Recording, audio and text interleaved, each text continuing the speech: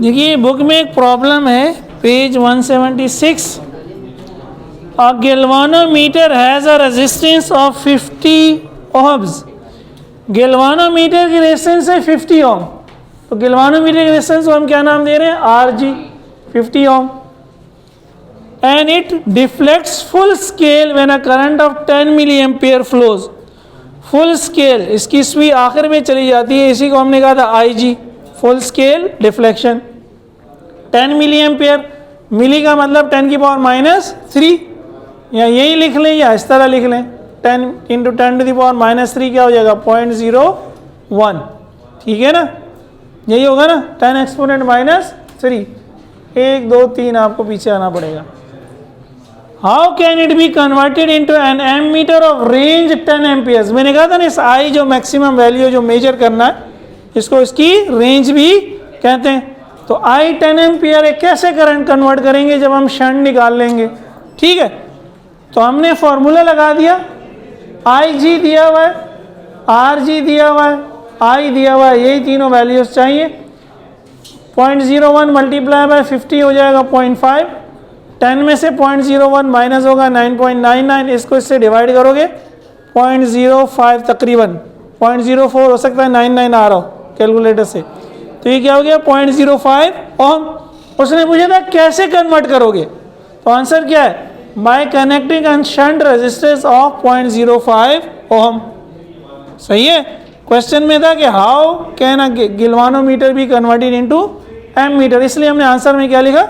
अगर वो कहता है कि शंट रेजिस्टेंस की वैल्यू निकालो, फिर ये लिखने की जरूरत नहीं है। तो bye connecting a shunt resistance of 0.05 ओम। अब इसको उतार लिया, जितना उधर तक रुक जाए। मैंने आपसे कहा था हमने ये पैरेलल में क्यों जोड़ा, तो आप लोगों ने बिल्कुल सही जवाब दिया कि अगर हम इसको पैरेलल में नहीं जोड़ेंगे तो करंट डिवाइड नहीं होगा। तो हम क्यों डिवाइड करना चाह रहे हैं करंट?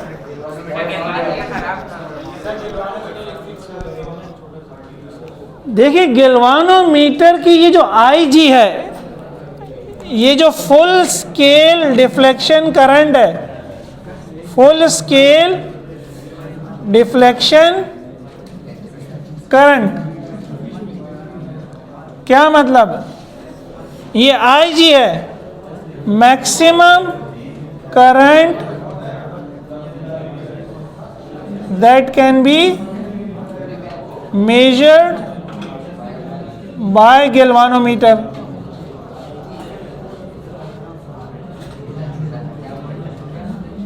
इसको हमने नाम दिया है IG।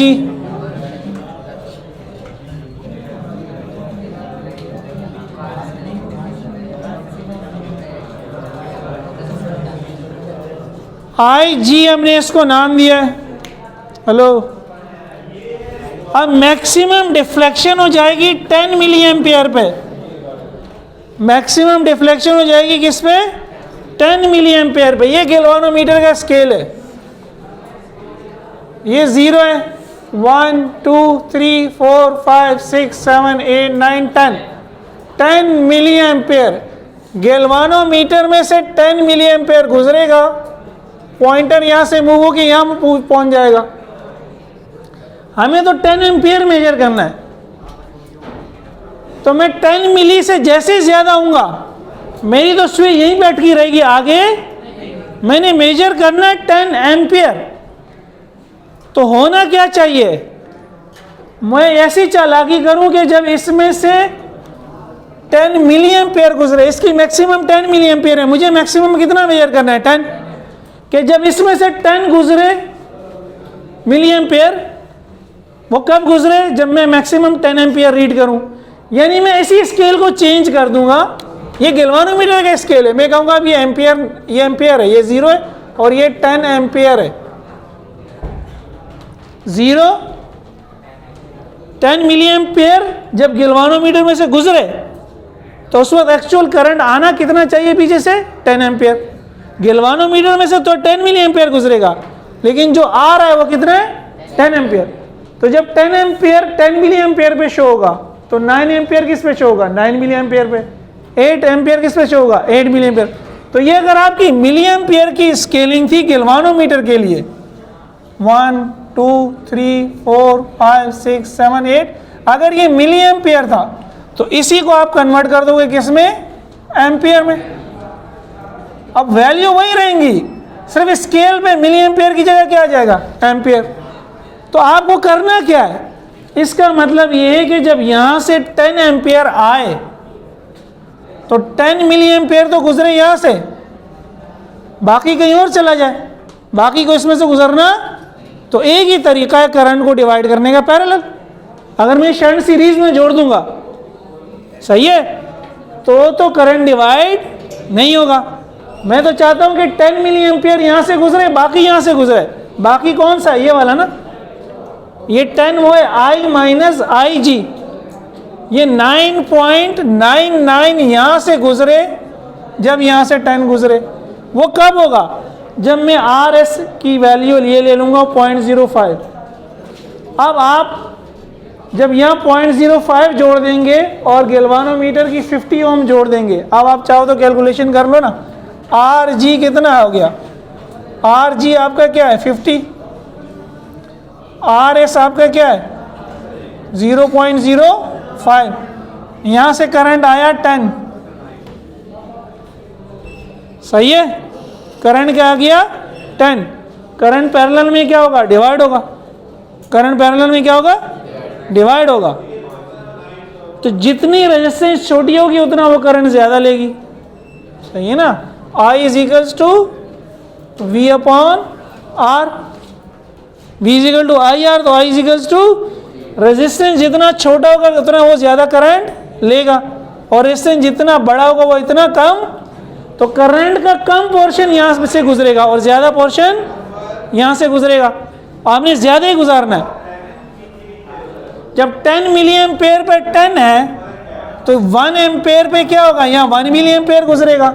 2 एम्पेयर पे क्या होगा यहाँ, तो 1 एम्पेयर जब आएगा तो यहाँ से 1 मिली एम्पेयर गुजरेगा, बाकी सारे का सारा कहाँ से गुजरेगा। अगर आप इसको सॉल्व कर लो, हमने पैरेलल कॉम्बिनेशन के सवाल किए थे, पैरेलल कॉम्बिनेशन के सवाल आई जी और आई एस आप निकाल लो किसी भी करंट के लिए, आई जी और आई एस। वैसे तो हमने सॉल्व कर लिया, हमने सॉल्व, लेकिन हमने दिल को तसल्ली देने के लिए कि जो काम है वो क्या है, सही है, हमने वही थ्योरी यूज़ की है, हमने कोई नया काम नहीं किया है। लेकिन जब यहाँ 1 एम्पियर आएगा तो यहाँ 1 मिली एम्पियर गुजरेगा, जब यहाँ 2 एम्पियर आएगा यहाँ, तो गैल्वानोमीटर को यही फील हो रहा है कि उसमें से 0 से 10 मिली एम्पियर तक फ्लो हो रहा है। हमने गैल्वानोमीटर में से 10 से ज़्यादा फ्लो करा देंगे तो गैल्वानोमीटर उसको मेजर नहीं कर सकता, इसीलिए इसका नाम बाईपास है ना यार। बाईपास याद है किसको कहते हैं, आप अगर अलग रास्ता, अगर आप जा रहे हो शहरों के दरमियान, खासकर जब आप हाईवे पे जा रहे हैं, जैसे नॉर्दर्न बाईपास है ना, नॉर्दर्न बाईपास क्या कर रहा है, कराची को बाईपास कर रहा है। आप कराची के अंदर से नहीं जाएंगे, आप कराची के, तो कराची को अगर बाईपास करना है तो अगर बलूचिस्तान से कोई आ रहा है तो वो क्या करेगा, नॉर्दर्न बाईपास पे चला जाएगा। वो नॉर्दर्न बाईपास आगे कहाँ से मिल रहा है, कराची से हैदराबाद की मोटरवे पे मिल रहा है, तो कराची क्या हो गया, बाईपास हो गया। तो ये रेजिस्टेंस क्या कर रहा है, करंट को बाईपास कर रहा है। जितना करंट गैल्वानोमीटर बर्दाश्त कर सकता है उतना करंट गैल्वानोमीटर में से गुजर रहा है, बाकी करंट कहाँ से गुजर रहा है, शंट में से। बाकी करंट कहाँ से गुजर रहा है भाई, ये ओम्स लॉ याद है, यही तो बताया था, ohm's law is magic, V equals to I R, यहीं से सारा काम है। या इस तरह समझ लो या इस तरह समझ लो, रेजिस्टेंस जितनी कम करंट उतना इन्वर्सली प्रोपोर्शनल है। तो छोटी रेजिस्टेंस भी इसीलिए लगाई है कि ज्यादा इसमें से गुजरे, थोड़ा सा इसमें से गुजरे। अब रेशियो वही है, 10 एम्पियर 10 मिली एम्पियर, तो 9 एम्पियर 9 मिली एम्पियर।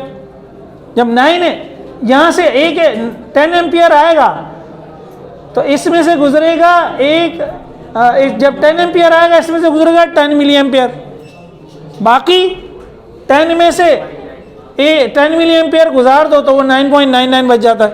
वो कहाँ से गुजरेगा, वो यहाँ से गुजरेगा। जब यहाँ से 1 एम्पियर गुजरेगा तो इसमें से 1 मिली एम्पियर गुजरेगा, बाकी कहाँ से जाएगा, 1 मिली एम्पियर। 1 एम्पियर में कितने मिली एम्पियर होंगे, 1 एम्पियर में मिली एम्पियर कितने होंगे, 1 मीटर में मिलीमीटर कितने होते हैं? 1000। 1 मीटर में कितने मिलीमीटर होते हैं?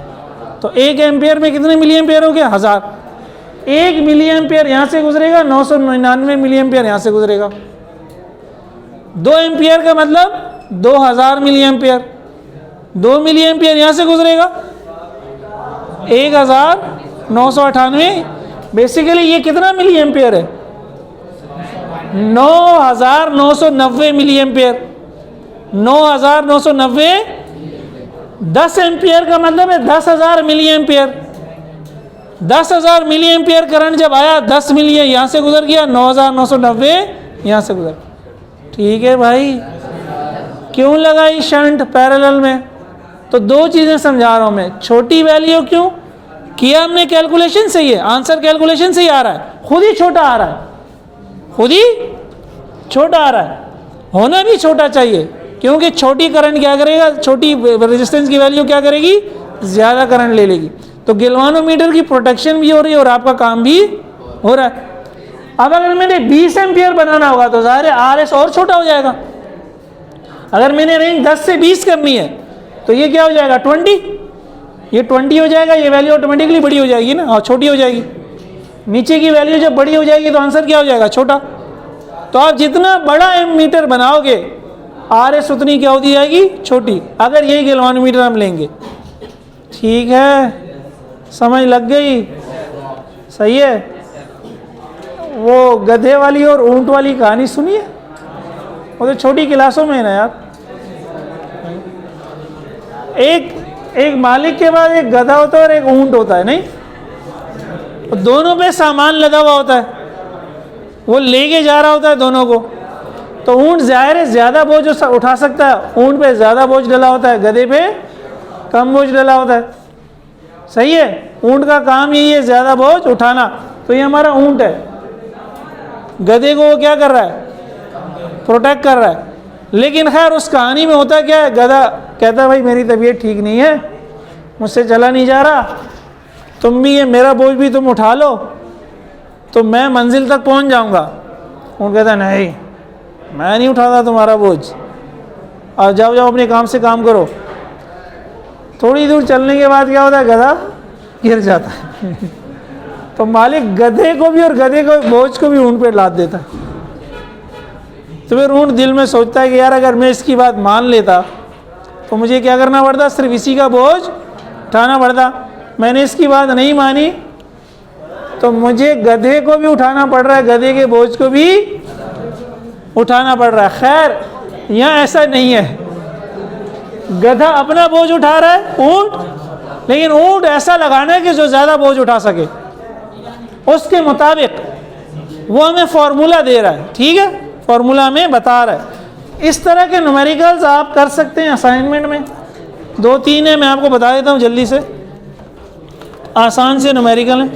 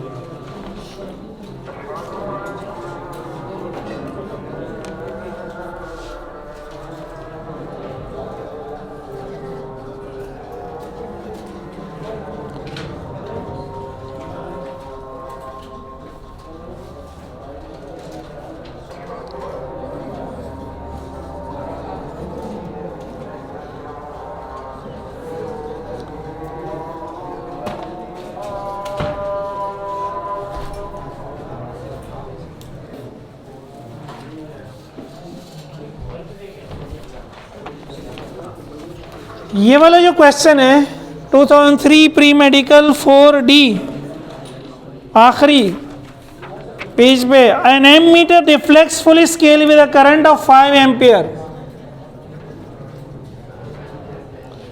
and has a total resistance of 0.5 ohm.